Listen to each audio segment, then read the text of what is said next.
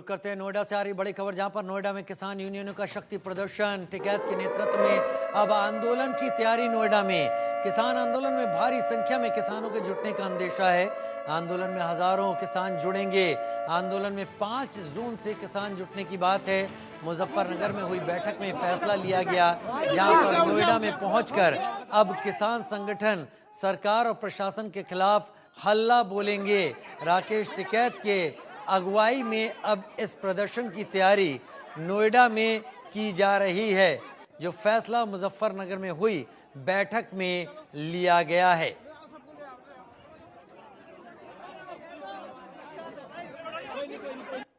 Police की भारी मौजूदगी। कल पुलिस ने दलित प्रेरणा स्थल पर कब्जा जमाए हुए इन किसानों को वहां से निकाल दिया था, और जब किसानों को लेकर ये पुलिस यहां से गई तो पीछे दलित प्रेरणा स्थल पर बड़ी बड़ी और महंगी गाड़ियां जो इन किसानों की बताई जा रही थी वही छूटी रह गई और कोई वहां पर था नहीं।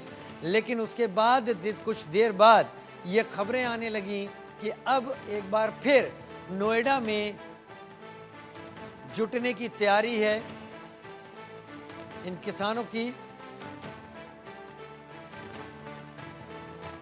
ग्रेटर नोएडा के 0 पॉइंट पे किसानों की महापंचायत चल रही है। ऐसी स्थिति में पूरे नोएडा, ग्रेटर नोएडा में सुरक्षा व्यवस्था के पाबंद जो है वो सख्त किए गए हैं। मैं अभी मौजूद हूँ 0 पॉइंट पे। अब ये देखेंगे इधर पुलिस की ब्रीफिंग चल रही है, ताकि आगे की रणनीति जिस तरीके से किसानों की होगी या किसानों के आने की संभावना जिस तरीके से है उसको कैसे कंट्रोल किया जाए या कैसे पूरी व्यवस्था देखी जाए, ट्रैफिक व्यवस्था कैसी होगी, इस सब को लेकर के ब्रीफिंग की जा रही है।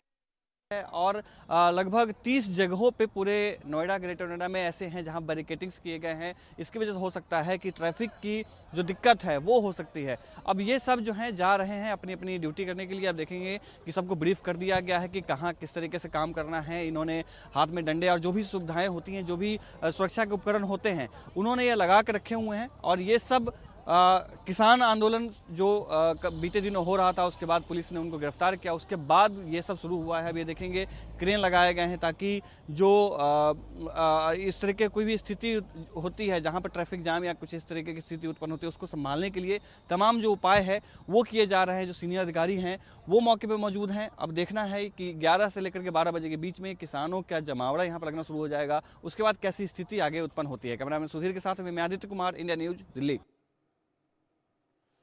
पुलिस अपनी तरफ से कदम उठा रही है, किसान अपनी तरफ से रणनीति बना रहे हैं। क्या होगा आगे आने वाले दिनों में ये बस कल्पना की जा सकती है, क्योंकि 2 दिन पहले जो नोएडा की सड़कों पर जाम लगा था, लोगों को भारी दिक्कतें हुई थी, उसके बाद हालात खराब जरूर हुए थे। महेंद्र माही मेरे साथ, मेरे सहयोगी इस वक्त नोएडा से लाइव जुड़ रहे हैं। महेंद्र, क्या दिख रहा है सड़कों पर? लोगों के अंदर क्या किसी तरीके का डर है? पहली बार जब नोएडा में ग्रेटर नोएडा हाईवे जाम हुआ, एक्सप्रेसवे जाम हुआ, बहुत दिक्कत हुई थी। उसके बाद लगा हल सामने आ रहा है, लेकिन पुलिस ने दलित प्रेरणा स्थल पर कब्जा जमाए हुए इन किसानों को वहां से हटा दिया। अभी क्या दिख रहा है पूरे आसपास में? बिल्कुल राजीव, देखिए अगर आज की बात करें तो आज नोएडा में जो ट्रैफिक है काफी स्मूथ नजर आ रहा है। कल जिस तरीके से तस्वीर नजर आई थी कि जो किसान थे दलित प्रेरणा स्थल पर आंदोलन कर रहे थे, उसके बाद जब वहां पुलिस आई और मात्र 5 मिनट के अंदर सभी किसानों को हिरासत में लिया और सूरजपुर जेल ले गई।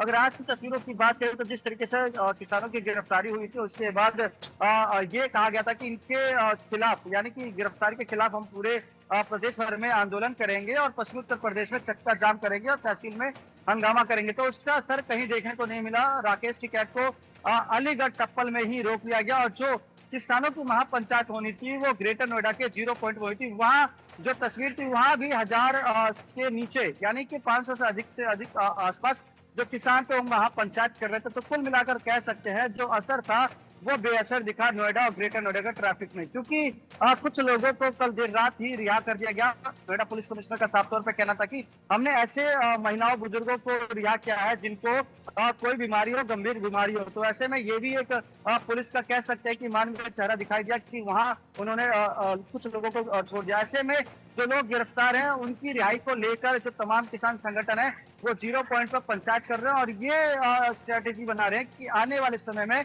या आने वाले दिनों में हम किस तरह की प्लानिंग कर सकते हैं, किस तरह का आंदोलन दे सकते हैं। जहां एक तरफ राकेश टिकैत और नरेश टिकैत ने यह कहा था कि जो पश्चिमी उत्तर प्रदेश का किसान है अपने अपने जिला मंडल पे आंदोलन करेंगे और इसका विरोध जताएंगे, मगर कह सकते हैं कि राजीव इसका कुछ ज्यादा असर नोएडा की सड़कों पे नहीं मिला। ये तस्वीर मैं आपको दिखाना चाहूंगा, ये तस्वीर महामाया की है, चिल्ला बॉर्डर की है।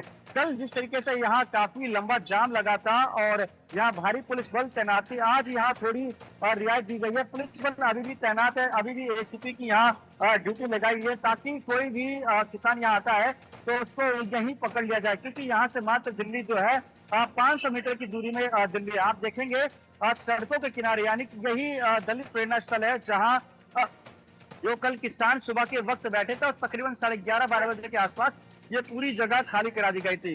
और तस्वीरें ये बयां कर रही कि किस तरीके से जो आंदोलन है या कह सकते हैं जो महापंचायत है उसका असर नोएडा और ग्रेटर नोएडा में बहुत ही कम देखने को मिल रहा है। और चाहे पूरे पश्चिमी उत्तर प्रदेश की बात करें, राकेश टिकैत को टप्पल में ही पुलिस ने रोक लिया था, वो अपने थल बल के साथ नोएडा के लिए आ रहे थे मगर उनको वहां रोक लिया। वहीं बात करें 0 पॉइंट की, तो 0 पॉइंट में भी तो तमाम जो अधिकारी हैं वो वहां मौजूद है। और सबसे अच्छी बात यह है कि देखिए 2 दिन से लगातार नोएडा की जो तमाम सड़कें हैं वहां चक्का जाम हो गया था। हम परसों की 2 दिसंबर की बात करें तो 2 दिसंबर को हमने देखा किस तरीके से यमुना एक्सप्रेसवे से लेकर कालिंदी कुंज, डीएनडी बॉर्डर, चिल्ला बॉर्डर और महामाया फ्लाईओवर पर तकरीबन 4 से 5 घंटे का जाम लगा रहा था, जिसके कारण जो आम जनता उस जाम में पिसती नजर आई थी। उसके बाद अगले दिन जब किसान वापस दलित प्रेरणा स्थल बैठे, क्योंकि उनसे ये कहा गया था अधिकारियों द्वारा कि आपकी जो 2 बड़ी मांगे हैं 10% का प्लॉट और 64% का अतिरिक्त मुआवजा, उसकी बात हम मुख्य सचिव से करेंगे और आप अपना धरना समाप्त कर दीजिए, अपने अपने घर लौट जाइए। किसानों का साफ तौर पे कहना था कि हम अपना धरना समाप्त नहीं करेंगे, जगह जरूर बदलेंगे मगर धरना हमारा चलता रहेगा। ऐसे में कल रात एक और खबर सामने आई किसानों के फेवर के लिए कि मुख्यमंत्री योगी आदित्यनाथ ने टीम गठित करने के लिए कहा है, यानी कि जो 5 लोगों की टीम गठित की गई है जिसमें नोएडा, ग्रेटर नोएडा और यमुना प्राधिकरण के तमाम बड़े अफसर शामिल होंगे। वो 5 अधिकारी जो मुआवजा और 10% का प्लॉट उस पे किसानों के साथ चर्चा करेंगे, बातचीत करेंगे और 1 महीने के भीतर मुख्यमंत्री और मुख्य सचिव को रिपोर्ट पेश करेंगे। तो ऐसे में कह सकते हैं जो आंदोलन है वो लखनऊ तक गया। लखनऊ के बाद जो मुख्यमंत्री योगी आदित्यनाथ उन्होंने आदेश जारी किया कि जल्द ही जो 5 सदस्यों की टीम है वो पूरे किसानों के मुद्दों पर चर्चा करेगी, विषयों के बारे में जानकारी लेगी, आखिर किन किन समस्याओं से जो नोएडा और ग्रेटर नोएडा के किसान है वो जूझ रहे हैं। तो ऐसे में कल देर रात तकरीबन 10:30 बजे के आसपास उत्तर प्रदेश के मुख्यमंत्री और मुख्य सचिव द्वारा एक चिट्ठी जारी की जाती है जिसमें यह साफ तौर पर बताया जाता है कि 5 सदस्यों की जो कमेटी है वो किसानों के विषय पर चर्चा करेगी और उसकी रिपोर्ट 1 महीने के भीतर मुख्यमंत्री और मुख्य सचिव को देगी। तो ऐसे में कहीं ना कहीं कुछ किसान ऐसे थे जिन्होंने कहा कि ठीक है, मुख्यमंत्री और उनके जो तमाम आला अफसर है हमसे बात करेंगे, हमारी समस्याओं का समाधान निकालेंगे, मगर इससे बड़ी बात यह है कि जो किसान हमारे गिरफ्तार हुए हैं या किसान जो हिरासत में ले गए हैं उनको अगर यहाँ नहीं किया जाएगा तो एक बड़ा आंदोलन का रूप ले सकते हैं। अच्छा, ऐसा है महेंद्र, आप विस्तार से जानकारी दे रहे हैं।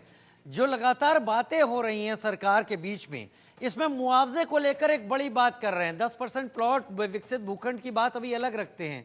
जो एक बड़ा तबका जो यहाँ पर सड़कों पर आकर बैठा था उसका कहना था जो 10 साल पहले हो चुके थे समझौते जिसमें जमीन ली गई थी, उसमें जो पैसा दिया गया जिसको स्वीकार भी कर लिया गया, सेटलमेंट भी हो गया, अब उसको आज की तारीख में बढ़ाकर मांगा जा रहा है।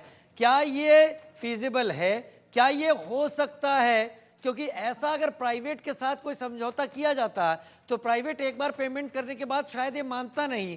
क्या ये जो बढ़ी हुई दर मांगी जा रही है इस पर सरकार कुछ अपना रुख साफ कर रही है?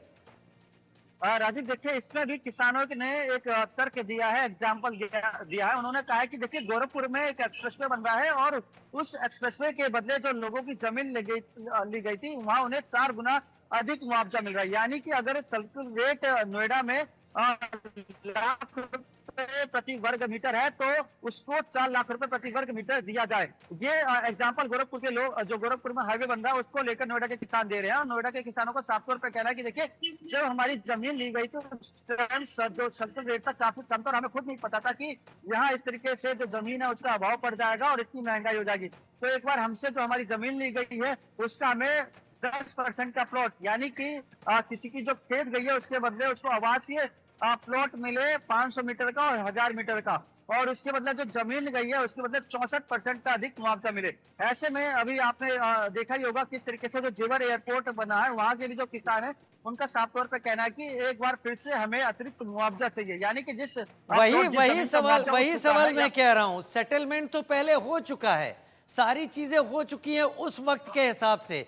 भविष्य में क्या होने वाला है, क्या आज अगर सेटलमेंट हो जाता है और 10 साल बाद जो आज के रेट है वो और बढ़ जाते हैं, तो क्या उस हिसाब से एक बार फिर मुआवजे के लिए यही होगा? बिल्कुल राजीव, अगर इस तरह का स्टेप सरकार, प्रदेश सरकार उठाती है या सोचती भी है कि जो तमाम किसान संगठन है जो इस तरह का आंदोलन कर रहे हैं अपने मुआवजे को लेकर, तो राजीव कम से कम 14,000 करोड़ या कह सकते हैं 15,000 करोड़ का पूरा भार पड़ेगा, जो कि एक बहुत बड़ा अमाउंट होता है। तो ऐसे में हमने देखा किस तरीके से सरकार यही समझाने की कोशिश कर रहे हैं, तमाम अधिकारी यही समझाने की कोशिश कर रहे हैं कि 64% का जो अधिक मुआवजा है और जो 10% का प्लॉट है, प्लॉट के में जो हमारे सूत्र बता रहे हैं कि सरकार और जो तमाम प्राधिकरण के अधिकारी है प्लॉट के मामले में थोड़ा सा पीछे हट सकते हैं, यानी कि प्लॉट देने में राजी हो सकते हैं, मगर जो 64% का अधिक मुआवजा है उसमें कहीं ना कहीं बात फंसी हुई है। और जब ही पिछले 1 साल से लगातार जो आंदोलन है वो चलता रहा है। एक तरफ कुछ लोग ये कह रहे हैं कि जब आप अपनी जमीन का मुआवजा उठा चुके हैं, उस टाइम 2013 में जो जमीन का रेट था उसके मुताबिक हमने आपको मुआवजा दिया। आज 2024 है, तो आज हम इसके बदले 2024 के मुकाबले हम आपको उस सर्किल रेट का मुआवजा नहीं देंगे। मगर जो किसान इसी बात पर आ रहे हैं कि हमें जो मौजूदा सर्किल रेट है उसके मुताबिक हमें मुआवजा चाहिए, क्योंकि हमें नहीं पता था कि नोएडा में जो जमीन की कीमत है वो करोड़ में पहुंच जाएगी। अगर ऐसा होता तो हम अपनी जमीन नहीं देते, और हमें बहलाया फुसलाया गया था, हमें बताया गया था कि आपको रोजगार दिया जाएगा, आपकी जमीन जा रही है तो आपकी सारी साथ वो सुविधा होंगी, मगर हमें ना स्थानीय नौकरी मिली, ना लोगों को कोई रोजगार मिला, ना हमें उस तरीके का फायदा मिला जो अन्य लोगों को मिल रहा है।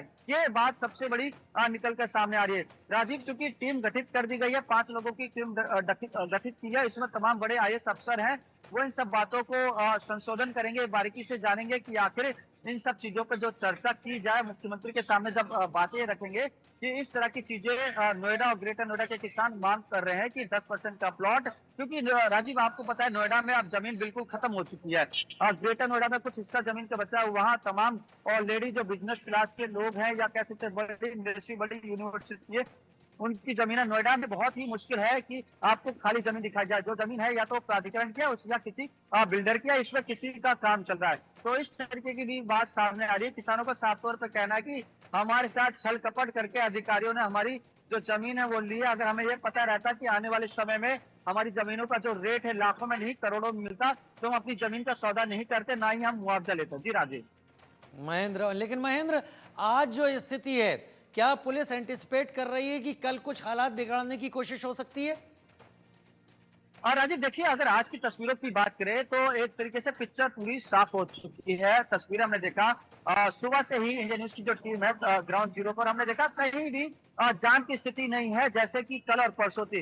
कल परसों की स्थिति बहुत ज्यादा खराब हो चुकी थी। देखिए दोपहर का वक्त है, मैं आपको एक बार फिर से तस्वीर दिखाऊंगा। ये जो तस्वीर है ये चिल्ला बॉर्डर की है और यमुना एक्सप्रेसवे भी इससे जुड़ता है और कालंदी केंद्र इससे जुड़ता है। और आप देख सकते हैं किस तरीके से पीएससी बल यहाँ तैनात है, क्यूआरटी टीम यहाँ तैनात है, तमाम आला अफसर तैनात है, एलआईयू की टीम यहाँ तैनात है। यानी कि कोई भी गाड़ी जिसपे किसानों का झंडा लगा है या कोई किसानों का बैनर लगा है, उसको वो रोक रही है, डिटेन कर रही है और हिरासत में ले रही है। तो ये तस्वीर आप देख सकते हैं किस तरीके से नोएडा के महामाया फ्लाईओवर की तस्वीर है। जो गाड़ी की रफ्तार है वो अच्छी गति ठीक में है महेंद्र, आप नजर बनाए रखें। महेंद्र, अभी ट्रैफिक ठीक चल रहा है, लेकिन जैसा राकेश टिकैत का कहना है, हो सकता है कल हालात कुछ बदलें, और बदले हुए हालात के लिए पुलिस किस तरीके से तैयार होती है, क्योंकि इस आंदोलन के चलते इससे कई गुना ज्यादा लोग सड़कों पर परेशान होने वाले हैं, जिनके अपने छोटे घर यहाँ पर हैं, जो यहाँ पर रहकर रोजी रोटी कमा रहे हैं।